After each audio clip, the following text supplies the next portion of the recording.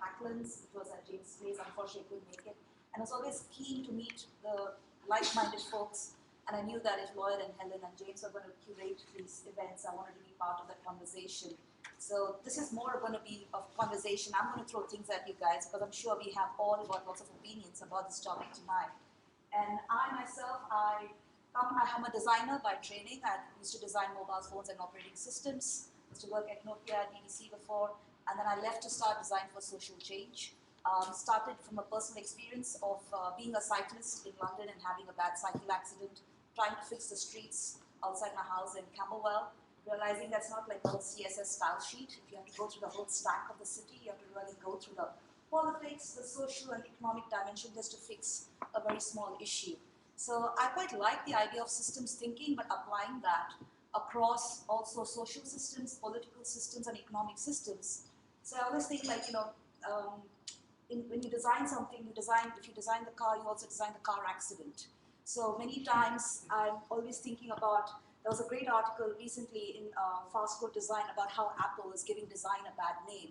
And traditionally, many people think designers are only interested in pretty stuff or, this cool, funky shit. But I think what's really important is the kind of technologies that that are already out there. These are becoming a lot more invisible and embedded, that you actually don't have stuff. It's pretty much the behavior, the algorithms, it's what happens to you after an experience. And I think this is where the whole curation of the experience and what are the different building blocks kind of keeps me awake at night. So I'm going to try not to waffle and talk about the topic. So the first thing I was realizing is when I left Nokia, and Nokia was a huge company, and you all know the thing, how it went down in, very quickly. And I'm just going to use, I was speaking to Andrew before, and he gave me a great tip about how Imogen was here earlier and talking about personal experiences. So I'm going to follow some of that, Andrew. And for me personally, what is work kind of came to a question mark when we had 2 of our operating systems get killed after working on it for 3 years non-stop. And I was just curious about, okay, so what is work? Is work just, turning up in 25 Canada Square, swiping in and out, spending time in front of your computer, going into a bunch of meetings, being physically present, and getting your monthly check? I mean, what is work? If we really fundamentally look at our day-to-day activities and try and unpack what exactly is it that we are doing, there are so many dimensions, right? Like if you really think about it, a lot of people would say that work is part of their identity. It's what makes you, like sometimes people have always said in many emerging markets, like I come from India as well, travel a lot for work, and people say like, there is dignity in having a job, there's a dignity in labor. But where did that concept of identity get intertwined with work itself? At what point in our society did we actually decide that everybody had to do a job, had to be useful in the system? Because you talk about software system, you talk about a stack. If you think about the human stack of society, society is a stack. At what point did each of us, and in India you have fantastic, I won't talk about religions because I'm sick of religions now, but generally, a lot of people figured out how to give people different kinds of roles and castes and spend way too much time, pontificating about this stuff. But I think it comes down to the fact that everybody wants to belong to part of a system and have a role and feel relevant. So work has a certain kind of a social dimension, and this is something I would like us to discuss today, is how we personally see ourselves in the work we do every day, and what is that social role that work plays in our own identity. Whether you meet with your work colleagues, whether you meet with your past colleagues, future work, I do not know. That's something to think about. And the second thing is, what is the value of that? Because I think it's not about robots or IoT. I mean, we'll come to that later. But I think if you don't understand what it is that work is and what kind of effect it has on us, then I think we won't be able to really understand when somebody takes away that so-called job, the so-called work from us, what dimension of that is being taken away from you on an everyday level. And then there is this whole system that we made, right? Again, when we had the French Revolution and we had the kind of religion, the divide between how, economics and political and religion were kind of divided, and some societies don't have that. And you think about the political dimension of work, and you look at the different kind of revolutions we've had, from agrarian, industrial, to and now to the digital, and you think about the different kind of movements, whether it was the communist movement, was capitalism. I think it's interesting to understand what is the political value, because how are people going to pay for stuff? Our idea is that we all work, we all pay our taxes, hence the government can actually then fund certain kind of activities, and we think this is how it's very important for any kind of democratic notion of running a country. So somehow work, just like we have an atom or a bit, like work is seen as a unit for society, for us to pay for things, because that's how we make all these things almost like Lego blocks come together. And I think fundamentally, that's where I actually have problems, because I think the unit block of work hasn't been defined. It was defined very well in the past when we kind of related to those processes of actually extracting labor and extracting value. But these things have completely now changed, right? There is no one-to-one correlationship. So suddenly that whole construct of work and labor itself is questionable. And this is something I'd like to discuss again in our groups here. The economic value as well, right? I mean, the classic story is earlier you would take, like, again, taking my personal example, in Nokia you would have around, 10,000 people trying to do all sorts of stuff, right, from designing an operating system to distribute the phones. And then you have 3 guys in a garage making Instagram valued at X billion. So it's not also about anything about the number of people equals the value of what you're creating. And is that value really measurable from an economic perspective? Because the value of something that Instagram has currently got, according to the stock market value, versus the actual social value that it creates, the societal value, or even the political value it brings. I'm just curious how we actually measure the economic value of some of those companies which have been cited, whether it's Airbnb, whether it's Uber, how do we actually measure these things? And I think currently, there is again a problem in our economics as well. I was in a talk, I'll come to that in the end, by Paul Mason, who had recently released his book. And I think, there's a popular notion that there is no need for capitalism, that things are constantly growing and progressing. We don't need growth in order to move on to progressive civilization. But I think that the fundamental issue is we haven't really figured out, again, just like we haven't figured out what work is. What is the economic value of work in multiple dimensions, not just purely in the dimensions of how much is your share price of your company, but also the economic impact on the environment, on society, on communities. And I know these are all heavy topics and possibly much more for a debating club, but the problem is we are dealing with this every day. We talk about blockchains, bitcoins, talk about currency exchange. Ultimately, what we're trying to do is we're trying to grapple with value of some sort. A conversation is valuable, but how do we actually measure that? That's what I'm interested in. So, classic, oh yeah. So I did my designer thing. You can visualize this as 3 circles there in a Venn diagram, because talks like this always like a Venn diagram. So I put out my Venn diagram. I've got 1 circle which does politics, 1 circle which does social, and 1 circle which does economics. Okay, I'll keep talking and hand waving to fill up the gaps. No worries. But I was just curious, when you bring these 3 circles together, and if you put work in the center, and I'm not saying it belongs in the center, but I'm curious, what's the effect of work? Because then you start thinking about work as a multi-dimensional thing. It's not just, doing something and sitting in front of a computer, or just doing a physical labor activity. It's those 3 things, because that one Lego unit of work informs the society, informs how we pay for the taxes, informs our identity, and that's why it's so contentious. And I think until we figure that out, the rest of the stuff, whether it's IoT, whether it's drones, whether it's robots, all that can come once we get the why part right. So, I don't know why I'm skipping because there's nothing working. What I wanted to share today was a bunch of films actually. So, again, as a designer, I always tend to go back to popular culture to get some of my ideas. And one of the films which had a big impression on me was actually Metropolis. Great. Yay! This is my crowd! Yay! Metropolis, everybody knows Metropolis. And I love Metropolis because again, it's kind of really interesting what was founded, way back in the 1930s, and also the kind of eloquence in which he managed to create this, mental model of fear. This mental model of fear where, the idea of creating a robot and then trying to use that robot as a way to kind of get over some of those issues, I think was very, very advanced and probably. Oh, there, that's a Venn diagram. See, that's what you guys do. So, but this is something I would love our conversations to try and unpack.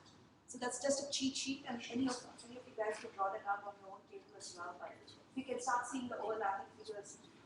Oh yeah. Before I go to, that's good to have my slides back. But this was just a very quick jump because if you just even observe anybody walking down Canary Wharf and you see the kind of posture of people where everybody looks like they're busy working, we've all talked about, from the agrarian times to now, everybody's stuck to their mobile phones, and I should say I'm part of the problem because I was designing this stuff before. But the idea that, you are pretending to be busy or pretending to do an activity which looks like work, it could be just on Facebook or other things, I think it's interesting to just think about, again, how these different activities also changes us as people over time. So we think about this, and in the olden days, when Egyptians, during the agrarian culture, they managed to harness like animals in order to be able to plow the earth, because the whole idea was man could, somehow tame animals, tame the beasts, and then be able to scale up agriculturally. And then nicely today we have the same, right? We got the drones to be able to do this in farms and be able to, do this insecticides or spray things. Something which, again, and I know I'm using this cheesy metaphor of animal and drone, but I'm just trying to say it's nothing new. I mean, that kind of concept of outsourcing our stuff that we had to physically do to other things, whether it's an animal and now it's a drone, that already has been part of our culture. And again, as a designer, I'm interested in how you adopt new technologies. And this is very easy to adopt. We were just discussing again with Steve about how his drone, he doesn't want to fly his drone up and down because of the centrifugal force, but it's interesting how a lot more people now have drones. It's not like something like I have a robot. A robot is still like, you got a robot, but drones is like, yeah, got a drone, so what? So I just think that's because we have somehow got very comfortable with this kind of technology because it's quite familiar with other things that we already own in the past. So for adopting this doesn't feel as unnatural, I would say still, when it comes to things like robots. Even though we have a robot sitting in the fridge, and back in India, you have people physically called the computer. So if you go to a government office in India, there's tons and tons of files. You have a person called computer who would be the human interface going through these files and trying to put into it like some kind of a database structure, but we'll go there. So I tweeted 3 links just as a quick test, and these are also, if you check Twitter, I've got the hashtag, it's FOWIOT. FOWIOT, if you check it. So this is something that you guys can do. I was just trying to get some relevant links for doc, and this is quite nice. So you can actually go to BDC and put in your profession and try and see what kind of, what are the percentage in which your job will be taken off. So if you guys want to do that again in your group, it's quite funny. Apparently, if you're a designer, engineer, there's only a 3% chance of your job getting lost. But if you're a web designer, there's 21%. And that's interesting because I don't know if you guys have come across grid.io. And it's kind of cool how, you just realize all these templates and everything is just like, I'm so glad, it's like great. You don't need to be doing wireframes, just get somebody else to set it out, so that's perfect. Another great link as well, this came up recently, but this was an interesting discussion point on BBC, which says that the robots are not taking enough jobs. So before we were worried that they were taking the jobs, now we're worried they're not taking all the jobs because there's still a lot of crappy jobs left. And there's not very well-trained robots. So the idea is that can we just get rid of all the crap stuff so that, we can get on with the more interesting things, the more creative things that we are, according to Maslow's hierarchy of needs, have to self-actualize ourselves so we can all be, writing wonderful poetry and being really like, Renaissance people. I don't know.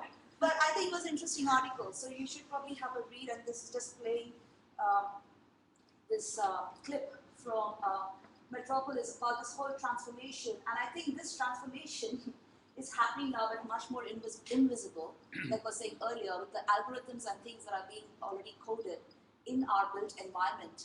And another clip that I really like.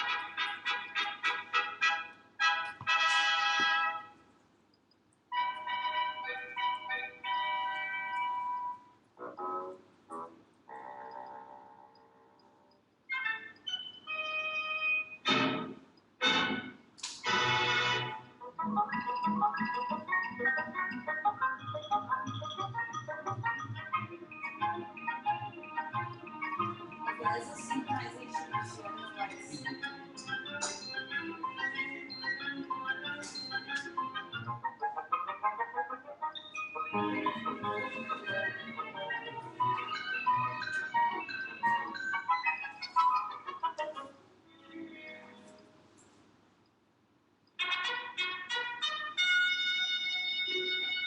So you guys have seen this, right? No, this is Charlie Chaplin's Modern Times, where he's force-fed by a robot so he can work faster as a human.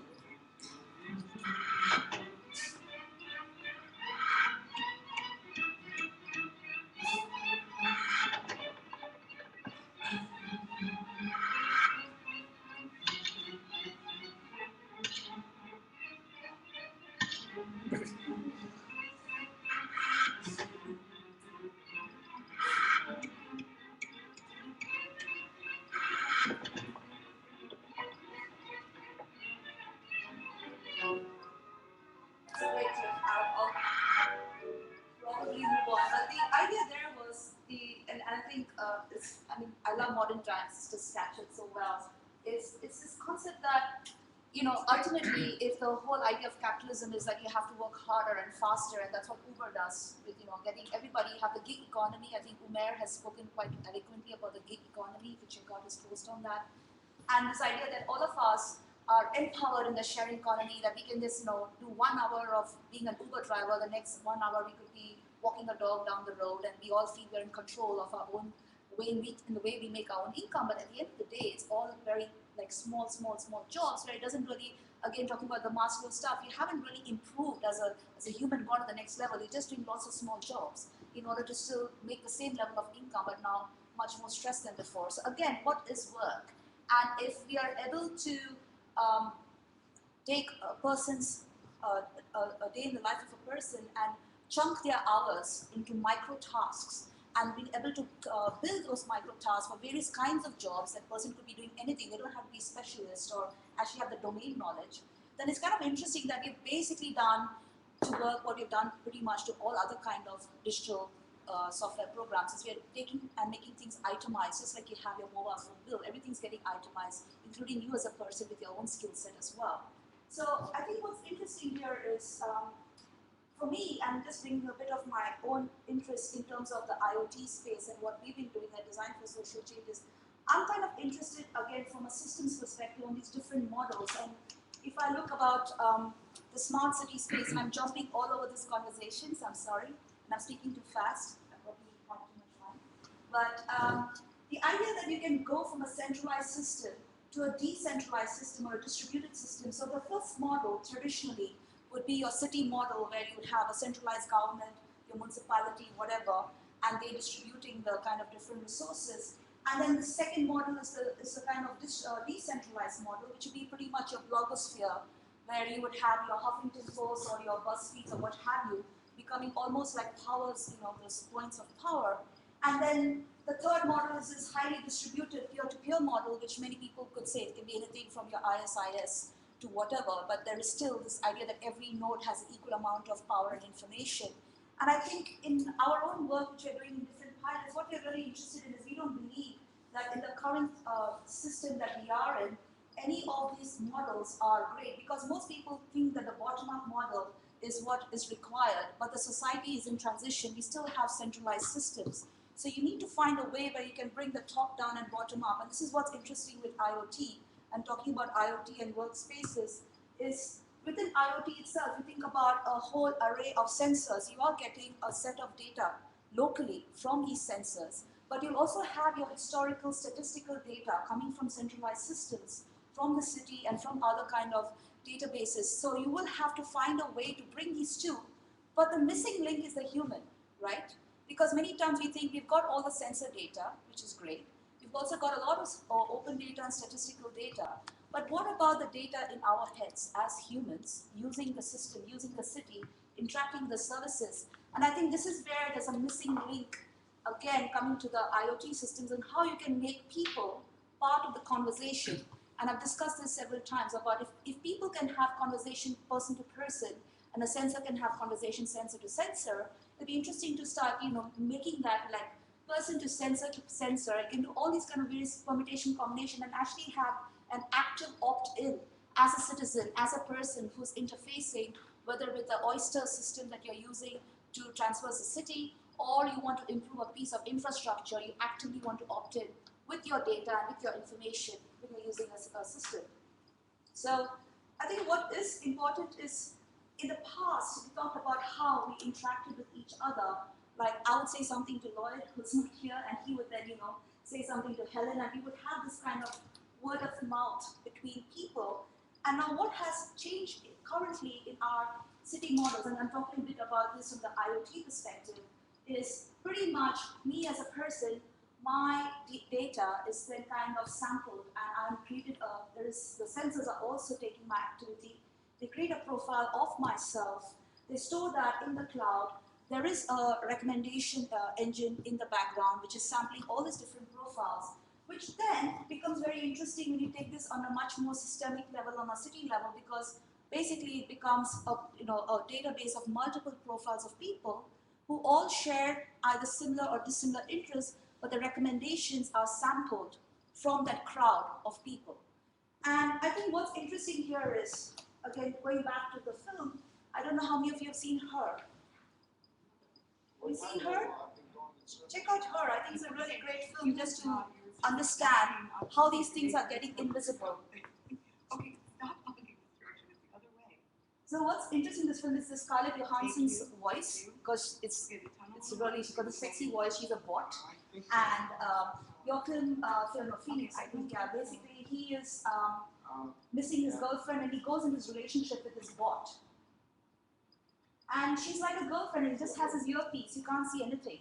And this whole film is just about this relationship he's having with his bot, which is crowd sampled all the relationships of people like him. And he has a very intimate discussion with her, and in the end, he's talking to himself throughout the whole film.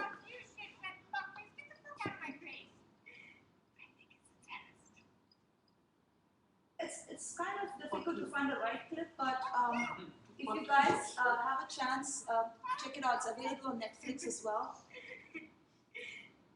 It's also interesting how they visualize the future where there's not much change, it's slightly retro. I just got an email from Mark. She went to Harvard, she graduated magna cum laude in computer science, and she was on the line. So what Scarlett Johansson does in that film is pretty much going through his whole emails, everything, and understands like a partner would. It's a bit scary because she knows everything about him, because he's given full disclosure of his life to her. And just becomes a virtual girlfriend in that sense. And then when he realizes in the last part, sorry for the spoilers, is that virtual girlfriend, there's millions of girlfriends like her, but they're all algorithms. And that algorithm that he paid for, it's a SaaS-based service. I have to move on, but the last one was Paul Mason's talk. And if you guys, I went for School of Life, was giving a talk. I don't know how many of you are familiar with Paul Mason and his work. He's a journalist at Chanfo. He came up with this final story where apparently the future of work is where we're all sitting somewhere in Greece or somewhere like that, or some beautiful beach place, and we are having this gig economy situation. Sometimes I could be a barista, sometimes I could be like enjoying the sea. And he made it all feel like all of us somehow are having this, these kind of jobs where we're all giving massages to each other. I don't know. It just felt really random. Like, I was thinking, like, there must be more to human race than the idea of, like the Tom Ferris, like the 4-hour work day, whatever. Like, somehow that we'll be ending up with this kind of slightly hippie-ish island feel, and all of us could make each other feel good. And I was thinking about this thing, the last clip is from Mori, where, remember this? I think this for me this is the most scariest film actually when there's a children's film, where you see the humans just can't even get out because everything is automated and you have the robots doing everything for you. And again, as a designer, I worry about this kind of a future where we become so efficient and so productive that the stuff that we've outsourced suddenly makes us lose all our humanness itself. So that's what I'm going to actually leave you with in order to start the discussion, because I've got a big nod from Roy. So yeah, cool. Thank you guys. So let's. Thank you very much indeed. Can stop that. Yeah. This is what my wife points me to all the time. She's going, "You're going to be like that bloke in Wally." Like I'm not already. So, great. Thank you very much. All the things. What we're going to do is take a little bit of a break. There are beverages of all kinds over there. Do help yourselves. That's one thing you can do during the break. Another thing you can do during the break is help put together a circle of chairs, move the tables to the side and put together a circle of chairs. This is the most interesting exercise of the evening for me, seeing what people's interpretation of a circle is. And then I will introduce you to the open space process, and we'll go into that discussion. Okay? Great, thank you. We might need to, if people need the loo, we will need to do some marshalling of getting people to the disappearing into different offices. Thank you.